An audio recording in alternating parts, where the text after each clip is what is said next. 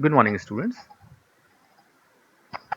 So, students, in the previous lecture, we have seen some concepts related to some symbol table, intermediate code generation, three addressing mode, semantic analysis, and so on. In this chapter or in this lecture, we will discuss some concepts related to runtime storage allocation. So, first of all, we need to understand what is runtime storage allocation. What is the use of this runtime storage allocation in compiler construction, and how to allocate the resources to some objects. So today we will discuss some runtime storage allocation. What is runtime storage allocation? The types of runtime storage allocation like static, stack, and heap storage allocation. Then we will compare all these three storage allocation. So what is runtime storage allocation? Actually, runtime storage allocation in general terminology, runtime storage allocation is nothing but a concept where your operating system or your underlying machine has to decide how much storage is needed to your program, or what amount of memory is needed to your program. This decision is taken by the operating system or your machine. But in the case of compiler, what is the concept of runtime storage allocation and how runtime storage is very much important in compiler construction? So student, this is the responsibility of compiler, that compiler must decide the runtime storage of your data object or the source program. So in the previous lecture, we have stored your symbols or the data which are in your source code in your symbol table. So how much memory is needed to store that data object in your symbol table? Who will who will decide how much memory is needed to your symbols that are present on your source code and to be stored in your symbol table? How much memory is needed? Who will decide? Now, this decision is also taken, or this is the one of the most important tasks of compiler, to confirm that the allocation of resources of the target machine to represent data object. Okay, so this is the responsibility of compiler only, to decide how much memory is needed and how to allocate those memory to the symbol table to store your symbols. One task. Another concept. So in this point we have seen what is the size of your symbol table. This decision is also be taken by the compiler. How What is the size of your symbol table? This decision is also been taken by the compiler. Another important task is also that how much memory is needed at the time of program execution. This decision is also been taken by the compiler. So it is not only the symbol table size, it is also the one of the most important tasks of compiler, to confirm that how much resources are needed or how much memory is needed to your program at the time of execution. Okay, so your program consists of some code and some statements. So to make it alive, it requires action to be performed on the target machine. A program needs memory resources to execute instruction. A program contains name of the procedure identifier that requires mapping with the actual memory location at runtime. So who will allocate some resources? Now this is also an important task that a compiler has to perform. Okay, there are three major techniques or three major strategies that is implemented as a storage. First one is static memory allocation, another one is stack memory allocation, and next one is heap memory allocation. So in this point we have seen the compiler has some important tasks also as far as the storage allocation is concerned. So to one is, what is the size of your symbol table and how that symbols are stored in the symbol table, means what amount of memory is needed to construct your symbol table. This decision is taken by the compiler. And another decision is also taken by the compiler, means at the time of program execution, what resources are needed or what amount of memory is needed to the target machine to execute your program. For example, if we have a very large program and it is needed a huge amount of memory, so it is the responsibility of a compiler only to decide what amount of memory is to be allocated at the time of program execution to that target machine.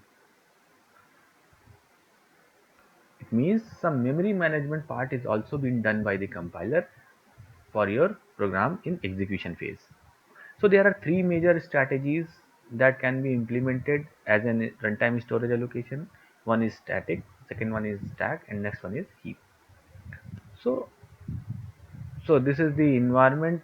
This is the environment. Runtime environment manages a runtime memory requirement of following entities: your code, your procedures, and your variables. The code is nothing but the text part of the program that does not change at runtime. Means some expression that you have written in your program. This is your coding part. Some procedures means some methods, some modules that you have designed in your program. The text part is static, but they are called in a random manner. That is why stack and storage is used to manage procedure calls and activation. I will now discuss this stack storage and the activation also. In this time, you just know there are three major components of your program as far as the storage allocation is concerned. Number one is code, which is your static part, your procedure that could be your dynamic, or that is your module or the functions that you have designed in your program. And another one is your variable. So three major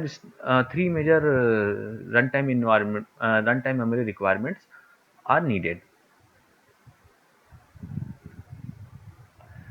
Here we have seen a keyword, what is activation. So so what is basically activation record is. So what we have seen in this slide, we have seen the program consists of three components: your code, some procedures means some methods, and some variables. Code means some static content or some expression, some logic. Procedure contains your some modules, some functions. Variables, you know variables very well. So there are three major components of your program.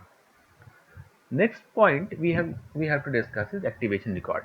First of all, what is activation record? As its name suggests, activation means some part of code which are ready to execute, or which needs some memory.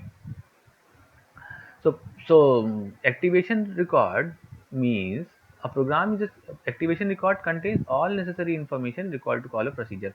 This is the you can say the definition of your activation record. A program is a sequence of instructions combined into number of procedures. We know it very well. As this slide we have discussed, the program contains some procedure. So which procedure is going to execute? This is been defined under your activation record. It means activation record is nothing but the block of memory which shows what part of program is at your execution phase. Okay, we know our program have several modules or several procedure or several function. With the help of activation record, we can show what part of your program or what procedures you have called in your at your or what procedures you have called. So a program is a sequence of instruction combined into a number of procedure. Instruction and procedure are executed sequentially. We have seen this line while designing our three address code. So we have designed the instruction in a sequence manner. If we have designed some instructions in a sequence manner, so your procedures are also being executed sequentially. A procedure has a start and end delimiter, and everything inside that curly braces or that delimiters are known as the body of the procedure. A procedure identifier and a sequence of finite instruction inside it make up a body of a procedure. Okay, So in this paragraph, we have seen the information or the code resides in under the delimiters from start delimiter to the end delimiters. Whatever inside these delimiters are known as your body of the procedure. So inside your body of the procedure, what records or what code are going to be executed is shown under the activation record. So activation record stores these data, the return value, some actual parameters, some control link, access link, shared machine status, local data, and temporaries. What is temporary?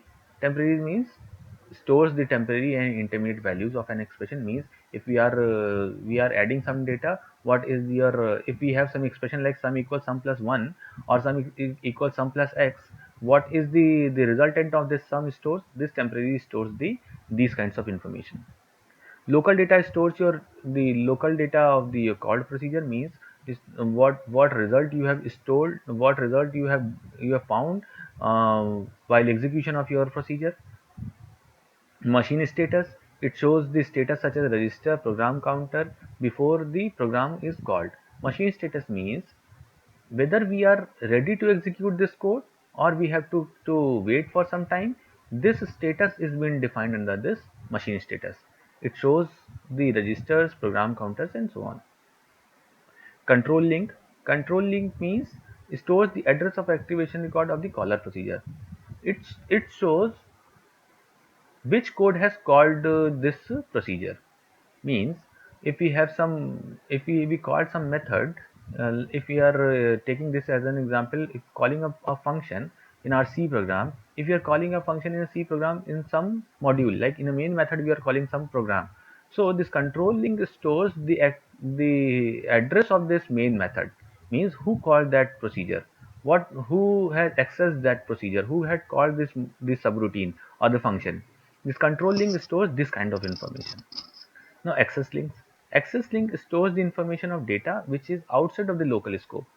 Means it's data which is outside of the local scope. For example, we are accessing some global data. Okay.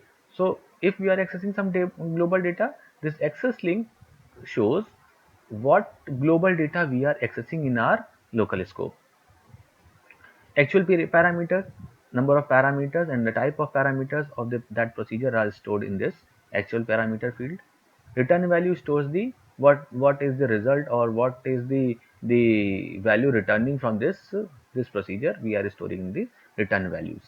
So what is activation record? We have seen a program consists of n number of modules and n number of procedures. What procedures are in the execution phase is shown under the activation record. The activation record stores the data like temporaries, local data, shared machine status, access link, control link, actual parameter, and return value. Now, coming back to the storage allocation technique, number one was the static allocation. So in this allocation scheme, the compilation data is bound to a fixed location in the memory and it does not change when a program executes. Means we have decided at the time of compilation what amount of memory is needed to what block of code. So if we have int x, y, or z, or we have some array, so at the time of compilation we have decided this amount of memory is needed. At the time of compilation, this amount of memory is needed to that particular resource. That particular code or that particular array needs this amount of memory we have fixed at the time of compilation. So in the static allocation, we fix the memory location to all the part of the data object. The limitation of this is whether we have called that function or not, but that allocation of resources are already being done. For example, if we have two methods A and B, we are calling only A method and we are not using method B, but is in static allocation, the amount of memory needed by this function B is already been blocked or it is already been fixed. So as soon as your program executes, whether we have used this B function or not, this allocation of resources is already been fixed. Okay, this is the major limitation of this static allocation.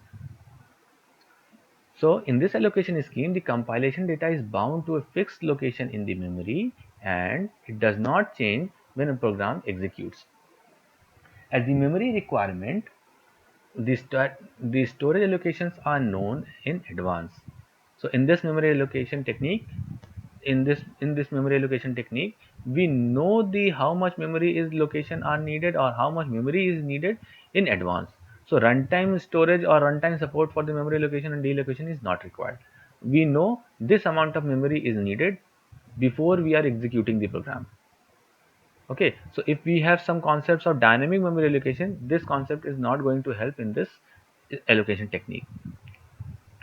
So so since this is your fixed memory allocation, or you fix the size of memory in advance before execution of the program, so recursion is not possible. Why? Because in recursion we need dynamic memory allocation. So this kind of dynamic or recursive programming, we do not use this static allocation technique. Second one is your stack allocation. Stack allocation, the storage is organized as stack, and activation record is pushed when the procedure is enter during program execution and exit when procedure ends. This is one of the this is also an important storage allocation technique. Like we have some activation record, means we divided our program in the form of different activation record. We push those activation record onto the stack. Whatever we have pushed in the last will be executed in the first. Okay, so we are not going to allocate the memory to all our programming constraints or all our programming uh, whatever we have code or variables. We are not going to fix those memory, or we are not going to freeze those memory to that part of the program. What we have activation record. What we can do, we can divide our program into the n number of activation record. As soon as your activation record terminates or your activation records uh, completed his task, next part of your activation record will come and execute. Then next part of your program come and execute. So we do not need to freeze the memory at the time of your program compilation. We can create it as a dynamically. We had created a block of memory known as activation record, and we can call those activation record at the time of execution. And if that activation record gets executed, we can call next activation record. Then we can call next activation record. So it allows to create memory dynamically. It supports recursion. Memory is always allocated and on document. The disadvantage is memory addressing has to be affected through pointer and register, which may slower than static allocation. What is the disadvantage of using this stack allocation is, since we have activation record in place, what we can do with this activation record, we have some pointers and some index register. With the help of that index register, we can point out the part of your code to execute. So we can use random, or we can use sequence manner to execute your code or to search your code. So searching through pointer with the help of this index register is slow. So it is slower than your static memory allocation. In heap allocation is one of the most flexible allocation technique. Allocation and deallocation of memory can be done at any time and any place depending on user's requirement. Heap allocation is used to allocate memory to the variable dynamically, and when variables are no more used, then it claims to it back, means memory is get free, or it gets been flushed if that variable if that variable has no use. Heap allocation is supports recursion. What is the concept of this heap allocation? Variables to the procedure are allocated and deallocated only at runtime. So in heap, we do not fix the memory, and we do not fix the size of the memory at the time of program compilation. We need to allocate and deallocate the resources. We need to allocate and deallocate the memory at the time of run at the time of program execution. So we use the concept of heap. Heap, what we can do, heap is used to dynamically allocate memory to the variable, and once these variables or these codes gets executed, the memory gets free. Okay, so this is the three allocation or three storage allocation technique which we have seen as a runtime storage allocation. So I'm going back to the starting of the slide. So what is the basic concepts of runtime storage allocation? So runtime storage allocation, compiler has to decide what amount of memory we have to fix at the time of program execution. This decision is also been taken by the compiler. There are three major strategies that a compiler can use for this decision making. Number one is static, means compiler decides at the time of compilation that this amount of memory is needed, and this amount addresses are these addresses are used by these kinds of this part of the program. These addresses are used by this another part of the program. This part of addresses are used by some other parts of the program. So in the static memory allocation, we fixed it at the time of compilation. In stack memory allocation, we have the concept of a stack. That stack is maintained with the help of this activation record. We have divided our program into n number of activation record. We haven't fixed the or we haven't freeze this the storage allocation at the time of compilation. We can use this at the time of execution also. At the time of execution, these activation records call some procedure, execute that procedure, and once that procedure gets executed, we can free those procedure, and next we will call next activation record to execute it. So in this manner, with the help of last in first out, we can execute all the record. Another one is your heap allocation technique. With the help of your heap allocation technique, it is one of the most flexible allocation technique. We can use the the concept of heap, in which we can create some memory, assign those memory to some variables on some parts of variables. Once that variable on that part of code is gets executed, we can free those memories. This is the concept of your three storage allocation technique. This is the comparison study between all these three allocation. Number one is static. In static allocation, I'm just reading it out. Static allocation is done for all data object at compile time. Stack allocation is used to manage at runtime. In heap allocation also, it is dynamic in nature, so is used to manage dynamic memory allocation, or we can use it in runtime also. Number two is your data structure cannot be created dynamically, as the amount of data is storage required by each data object is determined by the compiler previously or in advance. Data structure and data object are created can be created dynamically, and the same is in the case of heap also. The data structure and data object can be created dynamically. Number three is the name of the data objects are bound to storage at compile time. While in the case of stack allocation, we use the concepts of activation record, where we can use the concept of LIFO. With the help of this LIFO, we call the data object pushed onto the stack. Memory addressing can be done using index and registers. Heap allocation, in the a continuous block or a contiguous block of memory from heap is allocated. For activation record or data object, a linked list is maintained for free block. This is your this is all about runtime storage allocation, or one of the major or one of the important tasks that a compiler has to perform. Student, as an examination point of view, this is what comes in your examination. In examination, one questions related to what is activation record and what kind of data is being stored in your activation record comes. Means a question can be what is activation record and how to organize your data in your activation record. Means these two slides are very important as far as your examination is concerned, your end semester examination is concerned. Another question comes like, what is runtime storage allocation? Define static stack and heap allocation technique.